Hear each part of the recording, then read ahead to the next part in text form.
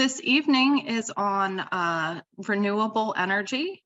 We are going to be discussing electric vehicle chargers and also solar panels. We have three guests with us this evening. We have Rob Hoffman and Nicole Degassian from Marcus and Hoffman, attorneys at law. And we also have Chris Lehr of EV Charging Installers here this evening to discuss renewable energy with us. So we're going to start first with Rob and Nicole to talk about community governance and renewable energy. And then we'll turn it over to Chris regarding logistics of EV charging installation at community associations. So without further ado, I will turn it over. I do want to just mention, sorry, before I turn it over, if you do have questions, please try to put them in the chat, and then I will try to moderate them throughout while the presenters are speaking. We will definitely have some time at the end too if you choose to ask your questions. Just please try to allow the speakers to go through their presentations, and then we'll have time at the end, as I mentioned. Okay. All right. So without further ado, I'll turn it over to Rob and Nicole. Good evening, everybody. My name is Rob Hoffman from the law firm of Marcus and Hoffman, and we represent homeowner and community associations. We represent approximately 450 of them in southeastern Pennsylvania and western Pennsylvania up into the Poconos. And with me tonight is Nicole Degassian, who was key in putting this PowerPoint together. It would be a very short PowerPoint if I put it together because my skills are not oriented in that direction. But in addition to being a very good attorney, Nicole also has some mad PowerPoint skills. So we'll talk about EV charging, a little bit solar panels, and maybe it'll take 10, 15 minutes tops to get through our little slide presentation. And I would be happy to answer any questions that you have at the end. Nicole, you want to take it away? Sure, just there we go. Okay. So this graph here was created by the International Energy Agency, and it shows the increase in different types of electric vehicle by type and country in 2021. 2021 was the most recent statistics that we could get for this set of data, just because they're still crunching the numbers for 2022. Here you can see that this graph separates BEV, which stands for battery electric vehicles, from PHEVs, which are plug-in hybrid electric vehicles. Battery electric vehicles are powered solely by batteries, and plug-in hybrid electric vehicles, they're a combination of a internal combustion engine and the battery, and they can generally run for about 20 to 30 miles without emissions. The United States is shown here at the top in green. Europe is in blue and China is in red at the bottom. So you can see a global effort to increase electric vehicle usage. In this presentation, the term electric vehicle will cover both types, both the BEV and the PHEV. So the United States actually saw a decrease in electric vehicle sales until 2021. And in 2021, they sold about 630,000 vehicles. The chart here was prepared by the United States Department of Energy and shows an increase in the amount of charging ports and station locations. The ports shown in blue, that is the supply equipment, and the station locations are like the physical places where you can go and charge your vehicles.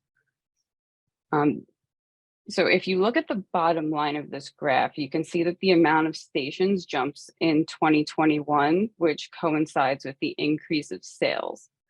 Interestingly, Tesla accounts for over half of the electric vehicles sold in 2021 and has the most expansive network of charging stations in the nation. They are facing fierce competition, as almost every major car manufacturer has a model of electric vehicle on the market currently. Rob, would you like to talk about the emission gate? Yeah, it's interesting. So Volkswagen sold Volkswagen sold a whole series of diesel vehicles, and in order to comply with the EPA requirements in the United States, the diesel had to run clean. And they test the engines to see if they're running clean. And my brother had one of these cars actually, and Volkswagen, unbeknownst to the purchasers of the car, were installing microchips specifically designed with the intent of circumventing the testing of the emissions on the diesel engines. So they knowingly, intentionally put in microchips to bypass and trick the testing stations into thinking they were running cleaner than they were. And they got caught. And there's a Netflix special on this whole thing too. But a lot of the money that came from the Volkswagen emissions gate kind of lawsuit that was, I think it was over $18 billion that was where the funds were used to help roll that, funds were used to help take that dirty emissions situation and help fund EV charging and EV vehicles. And that's where a lot of the states are getting the money to help with the programs and help to facilitate, I guess, what a lot of what Chris does, which is installing the different charging areas. Yep, so this map here shows the number of laws and incentives related to electric vehicles and electric vehicle charging stations. When I use the word incentives, I'm talking about tax incentives, grants, or any other kind of government program that encourages people or companies to purchase electric vehicles.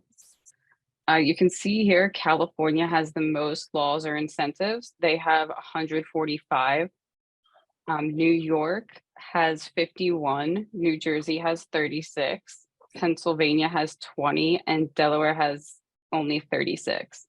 But what's interesting is that every single state has some kind of law or incentive in place to encourage the purchase of electric vehicles. As a part of President Biden's infrastructure bill, more than $1.5 billion were allocated to help build electric vehicle chargers, covering approximately 75,000 miles of highways across the country. We will come back to this and talk a little bit about the incentives that are available in Pennsylvania, but this is just an overall view of the direction that the country is going.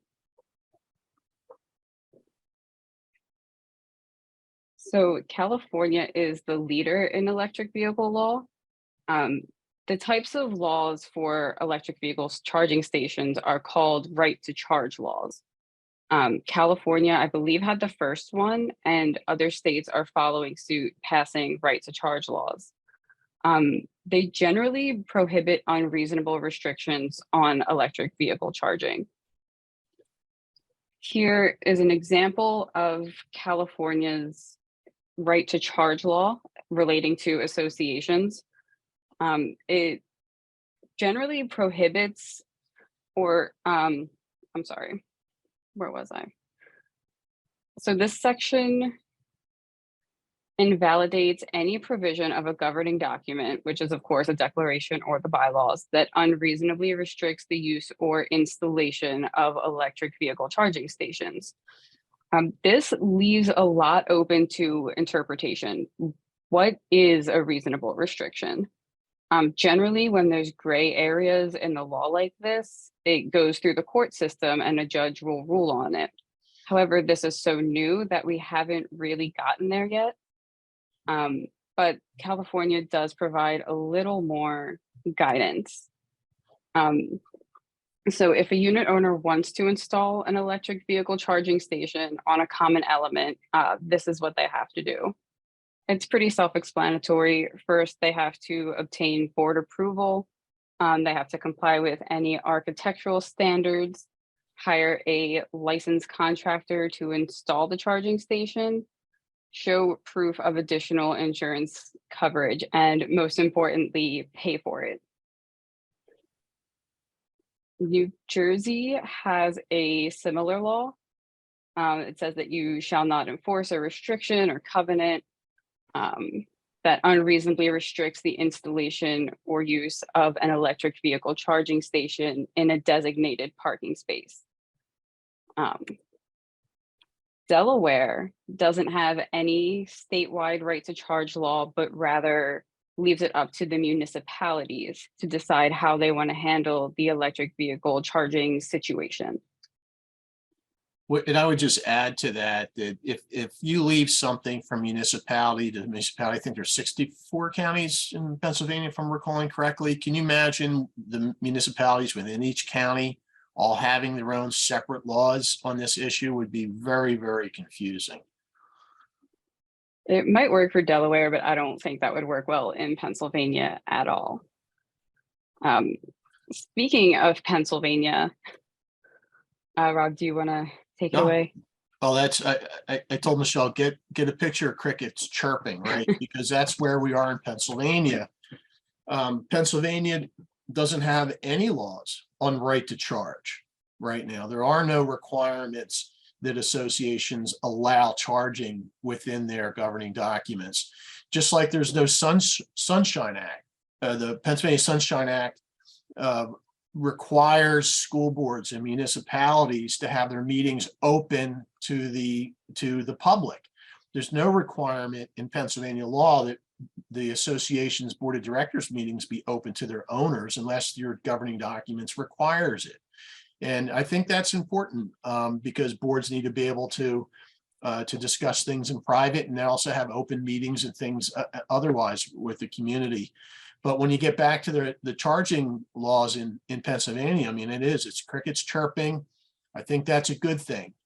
I'm not for lots of restriction from government.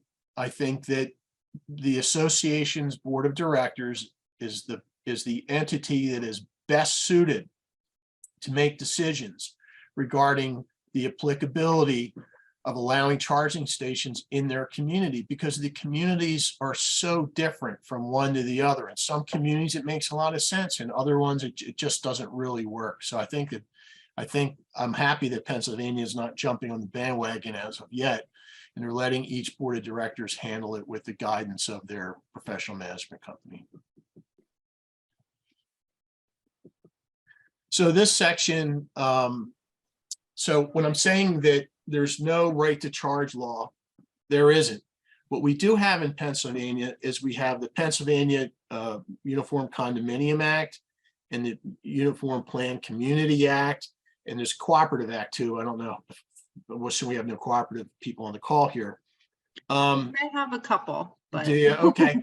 yeah. So it's interesting, you know. So, well, what's a condominium association? What's a homeowners association? Well, a lot of people don't know what the difference is. What I can tell you is it's not what you think it is.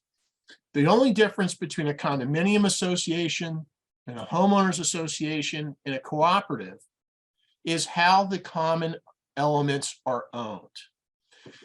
If you have, say there's a clubhouse in all three, right? If it's a condominium association, then every brick in that clubhouse is going to be jointly owned in accordance to the percentage interest assigned to each unit. It's like marital, like, you know, when you're married with somebody and you own a house together, the husband and wife both own every bit of that house. You can't divide the house. That's the same thing with a condominium. Every brick, every molecule is, there's 100 units and they're all even. It's 1/100th of every brick is owned by each unit. If it's a homeowners association, the common element is owned by the association, and you have a right to use those elements. So you can have a condominium association consisting of a single family home where the association does no maintenance, and you can have a homeowners association that's a high rise. You don't see a lot of that, but it's possible. And then a cooperative is something different, where the cooperative owns everything. It owns the unit. You don't own your own unit in a cooperative. The cooperative owns it. So, but in each of these acts, less on the cooperatives, there's a unit boundary on where, if you're in a condominium or homeowners association, where does your unit stop and where does the common element begin? And when you talk about charging or the installation of solar panels, it's important to understand this, because what a unit owner can do within their unit and what they can do in common element are necessarily two different things. But in both cases, if it's an exterior alteration, the board of directors almost always has a say in that, because the board has to be the guiding light on how uniformity is going to be in the community or not in the community, and so forth.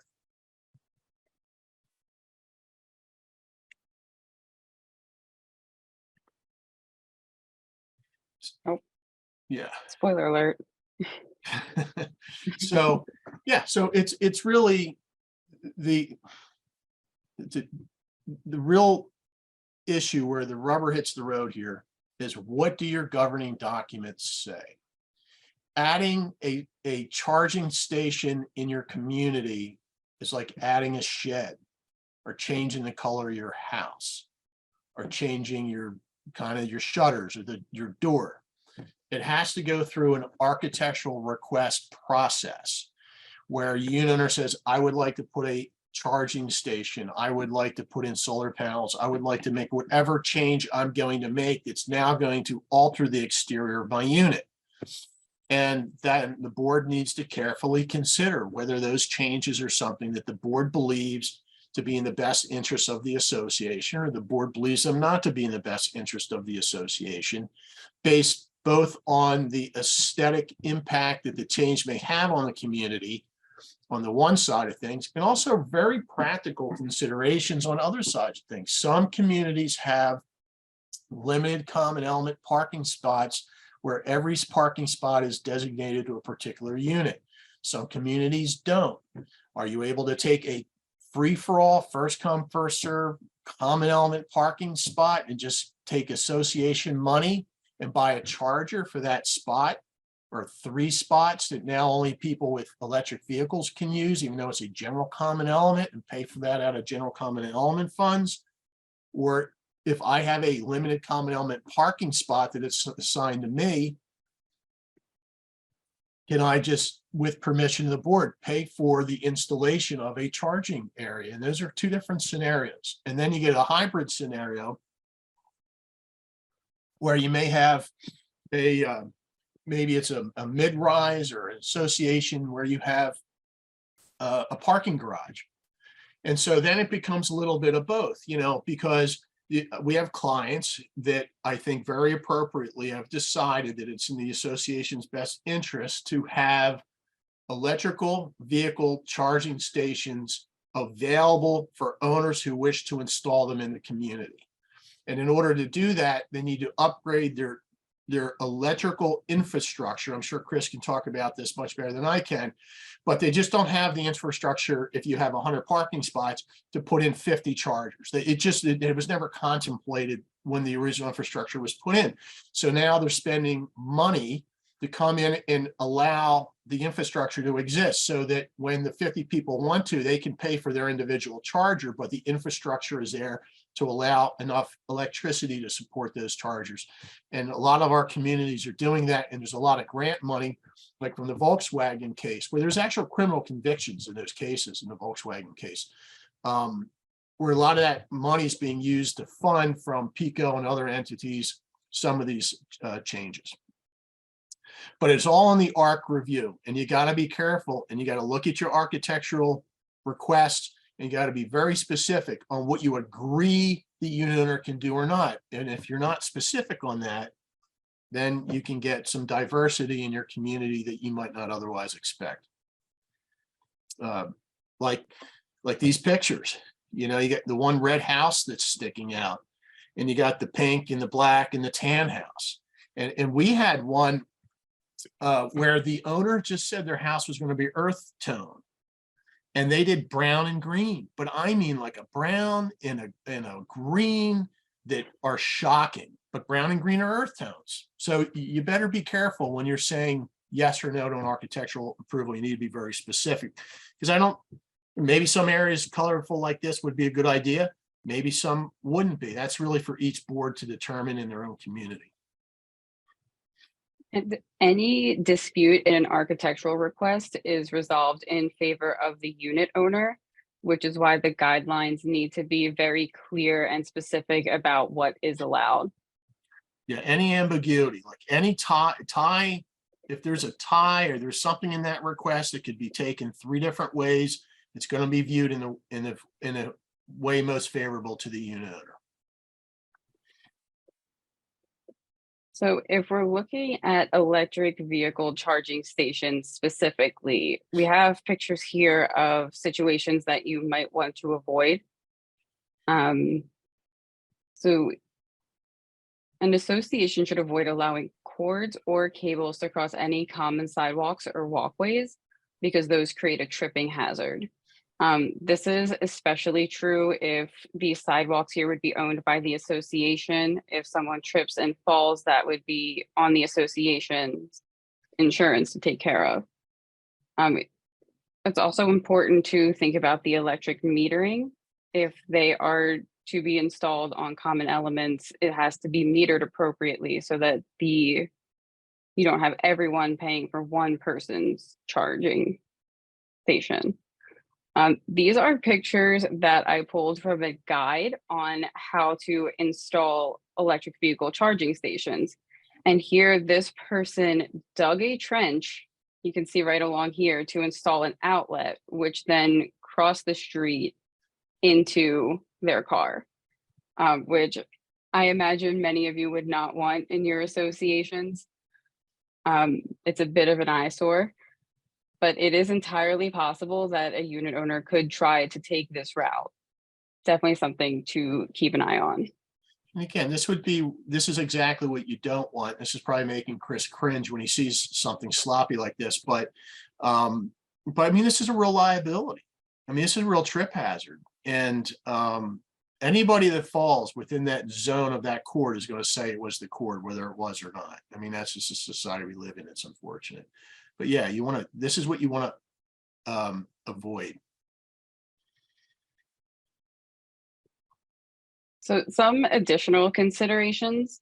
We mentioned earlier that while Pennsylvania does not have a right to charge law, we could get a feel for what that would look like or things that a board might want to consider if they're debating allowing electric vehicle charging stations based off of what other states have done.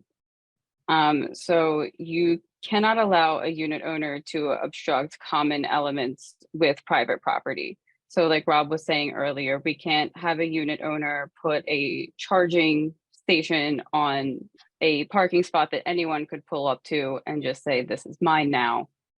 An association can't allow a unit owner to obstruct common, I just said that. They can't allow a unit owner to block a walking path or a common element parking spot. An association also can't restrict common elements for the use of a few owners. So this down here, these electric vehicle charging spots, they can't renew or save a couple parking spots for the use of only a few unit owners. Yeah, let's see. The association could, if the board believed this to be in the best interest of the association and it was property included in the annual budget, expend common funds for an upgrade in common element infrastructure to allow for the installation of electric vehicle charging stations, for example, in a common element garage. All right, I told you we would come back to Pennsylvania incentives, and we are people of our word. So we showed you this map earlier and mentioned that there are incentives in Pennsylvania. Most of these take the form of grants, which can cover anything from increasing the electric infrastructure to the installation of the charging stations. The grants presently in place are primarily for installation on public property and along highway corridors, but there are some grants and funds available for residential housing developments that meet certain qualifications. Utility companies also offer rebates for customers that purchase qualifying electric vehicles. They're not huge. It's about $50 from PICO, but every little bit helps. They're primarily for commercial vehicles because the government is trying to get companies to convert entire fleets to electric, but there are incentives available for individuals. Here is a list of the Pennsylvania specific programs. Like I said, we have grants for the technology and projects. AFV does not stand for America's Funniest Home Videos, but alternative fuel vehicle rebates. And there is money available from the Volkswagen Trust Fund. And as I mentioned earlier, the $50 rebate for people who purchase a new electric vehicle.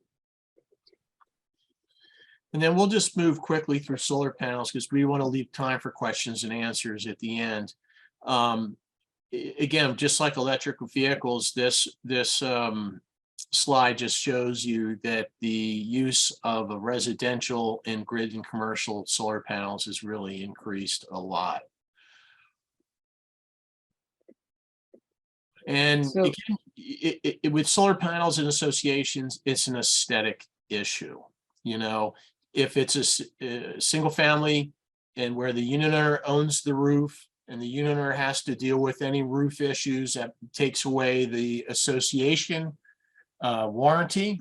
If the association is responsible for the roof and generally they'll get a warranty for work done, then you have to carefully consider if you would allow individuals to hire solar panel installers to put holes in the roof that you just put on with a warranty. So that becomes a bit of a conflict. So typically speaking, it's an aesthetics thing, and it's also who has a responsibility to maintain the roof. If it's the association, then you got to really think if solar panels make sense, especially in this geographic climate we're in. and you definitely want to avoid this Tetris looking situation that we have on the roofs here.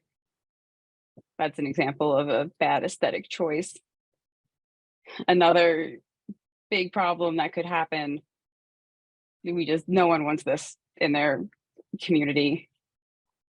So the right to charge, or the solar version of the right to charge laws, are called solar access laws. This is an example of Oregon's law. It looks a lot like the ones for electric vehicles, just about solar panels. A provision in a declaration or bylaws that prohibits the owner of a roof or other exterior portion is void and unenforceable as a violation of the public policy. So that just means if the unit owner owns the roof, then you cannot prohibit them outright from putting solar panels on. Again, crickets chirping. There is no solar panel right in Pennsylvania. You don't have a right to have solar panels. It just because you go to the township and get a permit from the township to start work on your unit to install them, don't do it unless you get also permission from your association, which is likely required on your governing documents. Have that actually just going on right now as well. And yeah, here's some our references that we're happy to share with you on the slides we had. Michelle, what's the next one? And this is it. All right. So happy. Thank you both so much. We had, so I think you went over at the very beginning, the New Jersey right to charge laws, correct? Yes. You're right. Okay. We did have a question about that, but I know you went over it at the beginning. So we, again, will have this recording. Yep. This is New Jersey. Perfect. Thank you. And then on the charging cord running across the sidewalk or some other area, we had another question that the homeowner whose cord it was, would they be liable? And I think I know the answer to that as well, but go ahead. Yeah, it's like, think of the lawsuit bus, except this bus has unlimited seats. So basically when the person falls, who's going to be responsible? Well, that's for the jury ultimately to decide, but I'll tell you who will be in the case. The person who laid the cord out there, the property owner whose the cord was in front of, the association, if it was within an association. The management company is going to get sued as well. Basically, there's an unlimited number of seats on the lawsuit bus, and the plaintiff's attorneys will just keep adding people to the lawsuit so that they can be assured to have the most viable defendants at the end who can afford to pay a settlement. Great. Thank you both. Let's turn it over to Chris. And Chris, we did have a question about fire concerns with people installing multiple chargers. So if you can touch on that maybe throughout your presentation, that would be great. Sure, I definitely can. And thank you for having me. Let me get my screen. Thank you. Thanks for joining us. No, no problem at all. Screen. All right. Can you see my screen? Yep. All right, perfect. All right, thanks for having me, everybody. My name is Chris Lehr. I am the president of EV Charging Installers of America. I have been an electrician since I pretty much graduated high school, so going on 22 years now. It's the only career I've had, and built a very successful business with it. So thank you for having me. And this is going to be a presentation mostly for multifamily buildings, but this can be applied to many others as well. So EV Charging Installers of America was founded in 2016, and we are licensed in 9 states up and down the East Coast. We're a turnkey installer of EV charging stations, and we cover Connecticut, New York, New Jersey, Pennsylvania, Delaware, Maryland, Virginia, Washington, D.C., and Georgia. We have installed over 1,000 charging stations up and down the East Coast since we started, and our focus is mostly on commercial, municipal, and multifamily buildings. We definitely like to focus on the bigger projects, and we always welcome the challenge that multifamily buildings present. Some of the services that we offer are consulting. We help with grant and incentive assistance. As they alluded to, they vary greatly depending on the location. You have states, utilities, some local incentives as well. So we help point you in the right direction as we walk you through the process. We also do full engineering. We work with the jurisdictions for permitting. If there's any utility coordination that's needed, we can work with them as well. And then, of course, we do the installation, and if there's any maintenance that's required, we could take care of that as well. There's 3 basic types of charging stations. We have level 1 charging, which is 120 volt receptacle. That's pretty much like plugging your car into the same kind of outlet that you would plug your phone into. As you can imagine, it's going to be a very slow charge. You're only going to receive up to about 5 miles of range per hour. The most common types that we're going to talk about are going to be level 2, which are on a 208 or 240 volt circuit, very similar to like an electric range or an electric dryer. And those are going to give you around 15 to 46 miles of range per hour. The 2 determining factors of that are going to be how much of a circuit we run to it, what size it is as far as amperage, whether it's 20, 40, 50, or 100 amps. And it's also going to depend on the type of vehicle that you have and the charge that will accept. A plug-in hybrid is usually going to accept a slower charge than a full battery electric. So we like to say that you'll get around 15 to 46 miles of range per hour based on those variables. And then you have your level 3 or DC fast charging, DCFCs, which are typically on a 480 volt circuit. And those are made to charge a vehicle from 0 to 80% in about 15 to 30 minutes. That's also going to be dependent on the charging speed of the charger that you're at and how fast of a charge your vehicle can accept. It does seem that the newer vehicles that are starting to come out are accepting faster charging, both on level 2 and level 3. The most common type of charger that is going to be installed in a home or in a multifamily setting is going to be a level 2 and sometimes possibly a level 3, but that's really going to be dependent on the infrastructure at that building. As I mentioned, we've completed projects all up and down the East Coast. We've done a bunch of supermarkets. If you've seen these types of stations at Whole Foods, Giant Supermarket, Stop and Shop, Acme, Safeway, there's a good chance that we've installed them. We also install a bunch of multifamily buildings, which, as you can see, those chargers are going to be much smaller. So don't feel overwhelmed by these chargers that, they're going to take up a lot of space in your parking garage or your lot.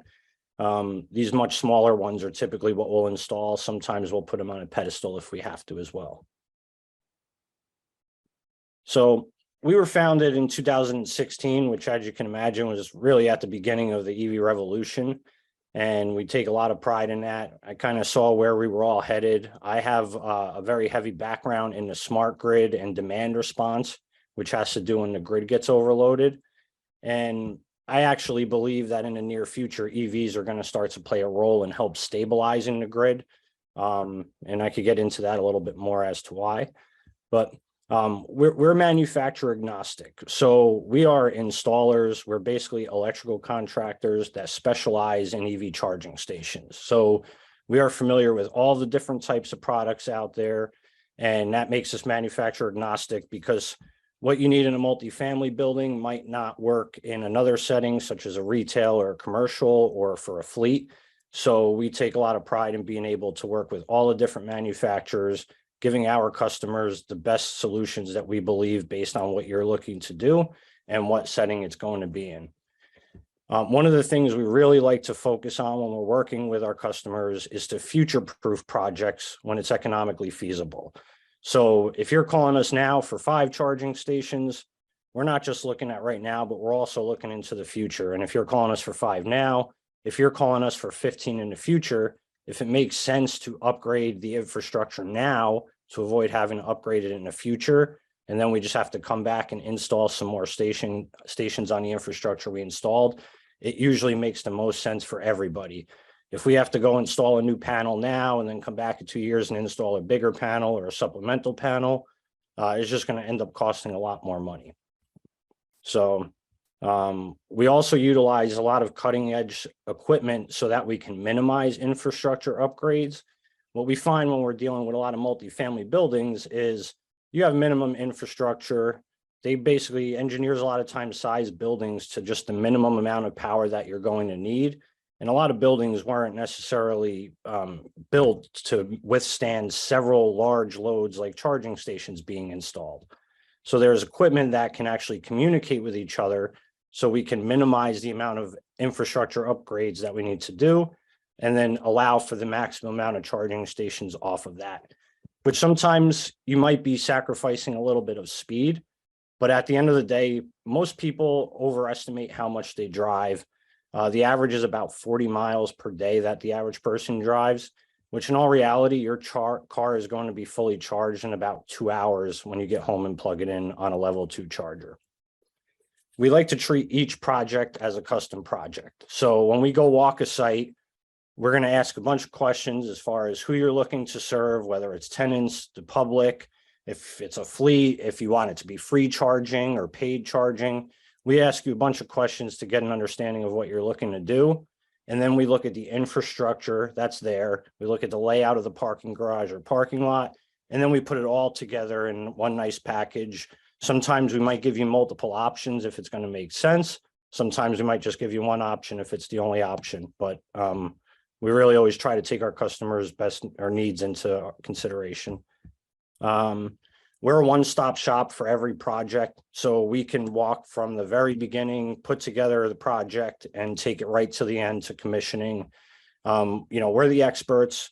You're looking at us as the experts, and we understand that multifamily buildings, it's a challenge to really understand how to make it work for everybody, and that's something that we really do well. So I won't go too much into the projected EV adoption because that was done before, but I'll touch on a couple points here. Some states are outlawing the sale of new internal combustion engine vehicles by 2035. I know New Jersey just jumped on board with something recently, and it seems like the governments are doing that more and more. I don't necessarily agree with that, but that's what they're doing right now. And it is helping drive adoption in a lot of ways. Incentives, fuel prices, or regulations are major factors to adoption and people looking at considering EVs. But one of the biggest things really, especially for multifamilies, that is a factor is convenient charging. 80% of charging is typically done at home. I've been driving an EV for about 5 years. If I drive to the store 2 miles down the road, or I drive 200 miles, when I get home, I'm plugging my car in. So with multifamilies, it could be a challenge. And what we find, which is why our motto is if you build it, they will charge, is once we lay out a plan for HOAs and co-ops, then they're able to work with their tenants, and it really works out well for everybody because we're able to kind of give solutions that work well for everyone. We understand some of the challenges that you can have going through board approval. We've done many multifamily projects that have taken 1, 2, sometimes 3 years to go through all the approvals that are needed. And we've learned a lot about that to kind of try to work with everybody to make them move smoothly. So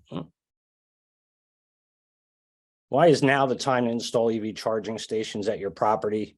I mean, number one, in my opinion, is to attract and retain residents. I think a lot of people are starting to consider EVs. When people live in a multifamily, charging again is like the biggest challenge. Some governments are mandating to allow residents the ability to install charging stations, which is the right to charge that we were speaking about before. Another thing is that it can increase property value. And then there's great incentives from the federal, state government, and then from the utilities as well. So some of the steps that we would take at each property and the timeframes that it would take is we'll do an initial site walk. We'll look at the existing infrastructure, parking lot and garage, and the station locations. And then we'll ask a bunch of questions and understand what we're looking for. Once we're completed with that, we could provide a scope of work, proposal, and incentives. That typically takes about a 1-week turnaround time. Assuming that everything is looking good and you're going to approve the proposal, we can then start on engineering documents, which would take about 2 weeks. We'd provide a layout of the garage, proposed conduit paths, and then charging stations that are going to be installed. And then we would move into permitting, which typically takes about 1 month. Sometimes if we have to deal with zoning laws or zoning boards, that can push that out a bit. But if we only have to get electrical and building permits, that typically takes about 1 month. If we have to do any upgrades to the infrastructure and we do any utility coordination, we can handle that as well. That really varies based on the utility. Some move very quickly, some move very slowly. Unfortunately, between the permitting and the utility coordination, they typically are the slowest parts of the projects. And unfortunately, they're really, we push them as much as we can, but we're also really at the behest of them. I always say it's the danger of the monopolies. But we do a very good job of making our customers aware of those time constraints right from the beginning so that, people aren't getting upset that it is taking long, because some AHJs just they drag their feet getting this stuff done. And then of course we do the installation and commissioning, which, typically when we do parking garages for multifamily buildings, we're typically in and out of there in about 2 to 3 weeks. Between running the conduit, any panels that are needed to be installed, and then the charging stations themselves. And then in a lot of the other things that we do at multifamilies is we might be there for months on end, but only like a day at a time, because people, as we find, is as charging stations get installed and people are able to charge in these buildings, all of a sudden it starts to pique the interest of the other tenants as they start seeing this happen. So we'll end up going back and installing charging station after charging station in many cases. So we have a couple options of ownership when it comes to multifamily buildings. One is where the HOA would pay to install the infrastructure and communal charging stations. They would be owned and operated by the HOA, really just meaning that they're buying it, they're paying the network fees, they're getting reimbursed for the cost from the tenants for the electricity and for any fees that are associated with it. So that would be one method. Another one, which we're finding is working very well because it seems to be a win-win for everybody and a lot less hoops to jump through, is where the HOA would pay to install the infrastructure. So we would come in and we would install dedicated electric panel or panels. And those panels would then be used to feed charging stations that the tenants would pay to install and operate the charging stations, especially if it's in deeded parking spots. So this seems to be one of the easier ways to go, because the HOA is paying for the infrastructure, and in many cases, they can charge an assessment to each tenant. So let's just say it costs $50,000, and I'm just throwing these numbers out there to keep it simple, to install a panel that could install up to 50 charging stations. Essentially, the HOA could then charge $1,000 assessment to recoup the cost for that panel. And then another option would be that if it makes sense for everybody, where we would install the infrastructure and charging stations, we would own and operate the charging stations, and then the tenants would basically pay us for the usage of the stations. And we would either have a separate electric meter for our equipment that we would just be paying a utility bill, or if we were tying into house power, we would then install a separate meter and then be working with whoever it is that owns that electric power and reimbursing for that.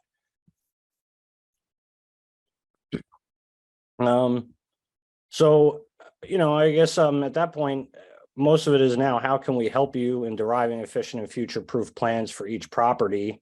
And what are your goals for providing charging stations for your tenants? And does CAMCO prefer to own and operate stations, or leave that up to tenants or a third party?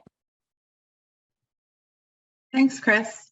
No It problem. wouldn't be up to us directly. It would be up to the board members that are on the call with us for their specific associations. But we really appreciate you providing the background and information on how, if communities did want to move forward with that, how they could proceed. So we did get a couple of questions in the chat, and then we do have some time for any other questions. So Chris, and I think you touched on this, but you would provide the charging station and do the install, correct? If you were to assist a community? That is correct. Yes, we do everything where we would not only provide the charging stations, but we could provide different options for them if it made sense for you to understand what the different options are. But in a lot of cases, there's one specific company that we use, I would say most of the time in multifamilies, because they provide a very good platform for the board members or whoever's going to be running it, where they can see exactly what electricity has been used by each tenant. All the reimbursement happens automatically on the back end. So if the HOA is providing power for that, there's really no management that needs to happen. That's all done through the software. And if there are any ongoing fees, it can be passed along just to the tenant, where they would be paying $15 a month for an access card. That would cover all of the fees associated. And then the HOA or whoever's providing the power would be reimbursed on a monthly basis by that. But that would be all laid out in our proposal and our scope of work, exactly what each scenario would present and what makes the most sense. Great, thank you. We did have another question, and I think you touched on the options for free charging, the options for reimbursing for, electric usage and whatnot. And I think that question was posed before you got to that portion of your slide presentation. We did have another question on the minimum number of charging stations that you would require for an install. So would you be willing to install just one charger, community charger within an association? Do you have a minimum? No, there are no minimum amount of chargers. I mean, we're always looking at it as this is very early on. So even if we're installing one or two right now at a facility, there's a very good chance we're going to be back in the future installing more. So no, there is no minimum. And then I guess I forgot to touch on the fire concern before. Yeah, about townhomes with +6. So when you have townhomes with a garage there, I could see how that could be an issue, because somebody could just put it in their garage and, it's kind of like flying under the radar as opposed to a public area.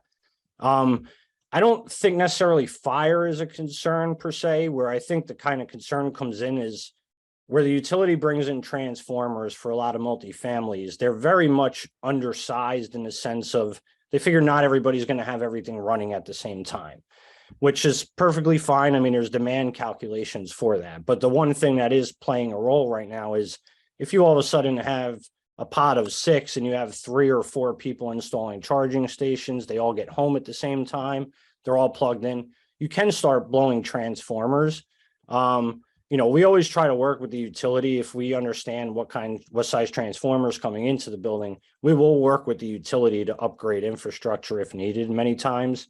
So it's a good question as far as the private garages. I mean, I don't know how you would stop that, other than like us knowing the bylaws of these places. A lot of the times we're not going to do any work in an HOA without going through the proper channels to make sure it's approved. But it's almost kind of no different, I guess, if like somebody plugged in 2 heaters in their house at the same time. It's a very similar load to that. But it is a valid concern. I know what a lot of HOAs are doing is saying, like, putting out, I guess, in their bylaws that you can't install something like a charging station, because it's not just a one person doing it. It can be multiple people doing it. So it might be worth considering that. Great. We had a couple of just questions on your contact information.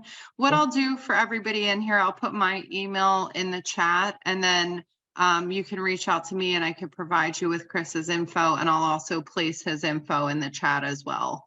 A lot of you probably have my email just from having it, knowing me, or also from the registration this evening. So if you don't get a chance to write it down. We had another question about installing the charger on the common element space. Please ask me. Okay, so Anne, go ahead. You can share. Hi, I might have misunderstood, but I thought I heard early on that you can't install something like a charging station on common element when only a few people, so that the whole association's paying for it, but only a few people are using it. But you don't know who, there might be only one person to start with, but the next year there might be 10, and you just don't know how the transitions may happen. So I want to better understand, because I understand that if you have a deeded space and you purchase one yourself and install it, but that's kind of a waste in a way, because I mean, especially if for most people you're only going to need to charge 2 hours a day to fill up your charge, kind of. It would make more sense to have an area where many people can come and charge in succession, and some sort of scheduling, I guess. So I want to understand the legal issue better that I was hearing earlier. Thanks for that. Yeah, Rob or Nicole, do you want to touch on that? Here, I'll unmute myself. Yeah, I'll answer that. So it really is unique to each association. Generally speaking, a unit owner is not allowed to just unilaterally take up space. Like, we've had some situations where a unit owner says, I'll pay for, I'm going to install for a charger, but it's a common element parking spot. It's going to be his charger to his house that only he gets to use, but it's a common element spot. So you can't allow that. That's not something you can do. But if your association, if your board of directors believes that having a pedestal charger with 2 or 4 or 6 charging stations is something that's in your association's best interest, you do have the right under both the Pennsylvania Uniform Condominium Act and the Pennsylvania Uniform Planned Community Act to create new common elements. And there's going to be some general restrictions under the acts, and there might be some very specific restrictions in your community's governing documents, and you need to get a specific legal opinion based on what your documents say. For example, general restrictions that arise from the act is if the board of directors felt that, if we had a charging pedestal on common element and we said you can't keep your car there, you have to be there while it's charging, or you can't stay there more than so many hours, so that, somebody just didn't come in and park their car there all the time and use it as their private spot. You had some rules on it. But if you felt that having a charging station would be in the best interest of the community, there's enough people with chargers, it would be good, it might help resale values, then from a general standpoint, you'd have to put it in the budget, you'd have to notify the community of it, and then you'd have to meet individual restrictions where your governing documents may say no new capital improvement that's over $5,000 or $10,000 without the affirmative approval of the community. That's within some governing documents, but it's not in all documents, because you're trying to reach a zero budget every year. So, do you have money to afford a new charging station? And would you be recovering the costs back so that the common expense for the electric is not being paid by everybody for a few people to charge through the systems that Chris is talking about? Whoever's charging for it would be paying for the electric. So, so you can do it, but you have to, one, make sure you think it's in the best interest of the community. Two, meet the general restrictions in the act about adding new common elements and putting them in the budget, supplying notice to the community, giving the chance for the community to vote it down if they don't want the new capital. This goes like putting a charger in, like putting a swimming pool or adding a tennis court. It's the same process, okay? And then you have to meet your document specific requirements about the board can't spend money on a new project without community approval if you have those restrictions in your community. If you have a deeded spot, whether it's a limited common element parking spot in a parking garage, or it's a limited common element parking spot, or even a deeded spot in front of your unit, and you want to talk about putting chargers in that regard, that's where we talk about the hybrid, that maybe the association uses some grant money to update its infrastructure to allow, so a percentage of chargers, then each person has to pay for their individual charger. And again, it has to do with what the board thinks it's in the best interest of the community. Great, thank you. A couple more questions. If you three don't mind, if we can stay a few minutes after the 7 p.m. mark, just so that we can get these answered. Chris, we had a question about how other associations or multi-family communities have handled scheduling issues to ensure equitable and convenient access to the chargers. So I guess if somebody's just plugging in, leaving it there, and nobody else has a chance to use it. Sure. So most of the stations that we're installing at these kind of settings have software in there where you can have things such as like an idle fee, where after the car is done charging, it will basically charge money to basically incentivize people from leaving that spots. What we do find is the hybrid model really works well, because the bottom line is, a lot of people get home 4 or 5 o'clock, 6 o'clock in the afternoon or evening, and the last thing they want to have to worry about is moving their car at 10, 11 o'clock at night if they don't have to. And that's where we find that hybrid model where, people are owning their own charging stations really helps. Plus, what we find is you'll get a couple people on a board that don't like EVs or are against it, and they'll fight tooth and nail and make sure that these things don't get approved. Whereas if a building is just installing infrastructure, and as Robert alluded to, sometimes you could use grant money for that, then all of a sudden you're not worried about having the equitable, convenient access if each person is able to charge on their own. But if you have a place where it's communal stations, the idle fees are definitely going to be the way to go, or you could limit it by time and then have the idle fees after the time as well, say like a 2-hour limit. I got to say, though, it's probably not the ideal scenario to limit it by time, just because if somebody did drive 200 miles in a day and now they're limited to the amount of hours that they can actually plug in and charge, that could be an inconvenience, or they're going to be stopping at a fast charger down the road or on their way home to be able to get enough juice for the morning. Great. Yeah, so Thank then you, to add to Chris's idea, it becomes, you creating a potential for conflict amongst homeowners. Complaints of homeowners, conflict between homeowners, complaining of other homeowners, management issues, complaining to management, legal fees. So like you really, when you think about the common element suggestion, and when you look at how many charging locations there are at like Wawa, for example, and other places, right? You really need to think, is this common way the best way to go or not? I have some communities, they've installed them and nobody really uses them. That's the other thing. But other ones that I haven't had any fights about it yet for where they do use them. So that's good. That's good. And then Rob, we did have one other question, I believe, on the solar panels. It says if you own the roof, meaning if the owner owns the roof, association doesn't, the HOA cannot disapprove the solar panels because it's federally subsidized. Is that accurate?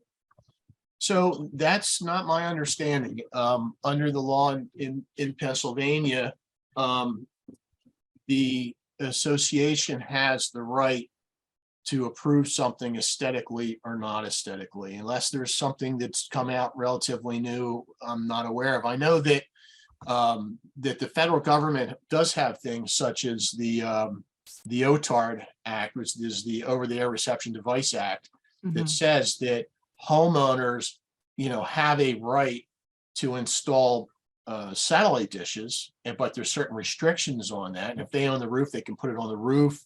The association can suggest locations where they would be that are more aesthetically pleasing, but they can't prohibit it, and they can't cause the installation of the satellite dish to be more expensive or reduce its efficacy. So that's like the OTARD Act. I'm not aware of any solar restriction from the federal government that would be like the OTARD Act, but maybe there's something out there. I'm not aware of it, but yeah, I've heard the comparison to the OTAR that you have as well, but as with solar panels, there can be a couple of other nuances involved, such as trees. What if the association's tree is blocking the sunlight to the homeowner's roof? What do you do in that case? There's just more logistics involved, I think, with solar panels, and location. So wonderful. Does anybody else have any last questions for Rob, Nicole, or Chris this evening? Chris, you had said that it helps the grid. How does this helping the grid? So in the next year or two, you're going to start to hear a lot more about vehicle to grid and virtual power plants. And basically, EVs are massive battery packs. And I think buses and school buses in particular are going to really help start to drive this technology. But my background before EVs was in demand response, which you heard over like the summer. You see the stories about California. They're telling people not to charge their cars and to, turn up their air conditioning. That's all demand response. So it has to do with overloading the grid and being able to curtail loads. Well, the more batteries that start to come online and the more vehicles that are going to be plugged into the grid, on one hand, you're going to have a short-term added element to the grid power-wise, but at the same time, you're going to be able to start next couple of years being able to get paid to be able to backfeed the grid when it needs to, just kind of like how solar panels will spin your meter backwards during the day when you're not home and the sun's hitting your panels. People, fleets, businesses, municipalities are going to start to be able to get paid for this. It's called distributed energy resources. It's a little early right now, but you're going to start to hear a lot more about this in the next couple of years. And I really feel that the synergies between EVs, renewable energy, and look, I'm not for just getting rid of gas, oil, all that tomorrow. Like, I think that's silly. I think it creates political divides and way too many elements here, which we're already so politically divided. So, but I feel like the technology is going in a direction that most people just don't understand where it's going to go in the next couple of years. But I'm excited for it. I think it's going to be really big. Do you think that solar power and wind power now is enough to charge all the vehicles that we have? Not solely wind and solar. Like I said, I think you need a combination of all different kinds of energies, but I think the one thing that we're missing from our current energy mix is efficient storage. And I think we're going to start to get that a lot. And going back to earlier, when I mentioned that the average person drives 40 miles a day, the cars now are getting 3, 4, even some have 500 miles of charge. That's a lot of energy storage that's sitting in people's driveways. And like, I have the Ford F-150 Lightning, and that could backfeed your house in the event of a power outage. And it could feed your house for about 3 to 5 days, depending on how much you use in your house. So the next evolution of that is for that to be able to go back to the grid, and you essentially be able to go on your phone and say, if the grid needs 30 miles of range from my car, I'll sell it to the grid for, 20 cents a kilowatt hour or whatever you want to be able to sell it at. And eventually there's going to be software in place that will be able to take power from people and be able to pay for that. They're already doing it in California and Texas. It's called virtual power plants. So if you have a Tesla Powerwall installed at your home, you could sign up with the utility and people are paying 25 cents a kilowatt hour. When the utility needs it, you can send it back for $2 a kilowatt hour. So there's going to be a lot of elements of change in the next couple of years coming with all of these technologies, and really the synergies between the technologies, not just the individual. So would you recommend waiting to put solar panels on or putting them on now? I think if it makes sense for people to put them on now, do it now, because the element of the tie between the two isn't going to be a whole new system. It's going to be basically an inverter and a transfer switch. So, Okay. I mean, I look at it like this. I mean, you could buy a cell phone now, or there's going to be a better one in 6 months. I mean, it's all depending on your needs and what's going to make the most sense for you. Great. Thank you so Charging much. station that you have behind you now, how many cars will it charge? These are called Volta stations. So this is like an advertising screen on there, and inside there is one level 2 charger. And then there's a second screen, I think back here somewhere, that has another one. So that company that we were installing for, we would typically install 2 or 4 stations at a supermarket or a mall or a strip mall. And a lot of it has to do with they use advertising or charging stations as a means to sell advertising. And what does the KW, how much KW does it pull? These are only level 2s on 40 to 60 amp circuits. So you're looking at about 9 kW to 11 kW. For 4 vehicles at one time? That would be per vehicle, and that would be up to 2 to 4 vehicles, depending on how much, how many we put in there. You'd almost have had a meter for each one then. Yeah, so these are actually smart charging stations. So a lot of the metering, and it's something that we'll get into as we start to work with you a little bit, is a lot of the metering now can happen on the charging station level. Or you could, so basically a tenant swipes a card and it tracks all of that usage right to them. They're going to be reimbursing the HOA for the electricity that they use. They're paying, a fee to access that station. And basically it's a win-win for everybody, because there's no manual transactions that need to happen. You don't have to have somebody go read a meter every month, send a bill to a tenant. Everything is happening on an electronic level. Great. Thank you. We had one more question I'll ask, and then we'll let you guys go. Thank you so much. How did the cost of renewable energy compare to fossil fuels? Do you know that offhand? Not off the top of my head. I mean, it's going to vary based on a location, because fossil fuels can vary everywhere.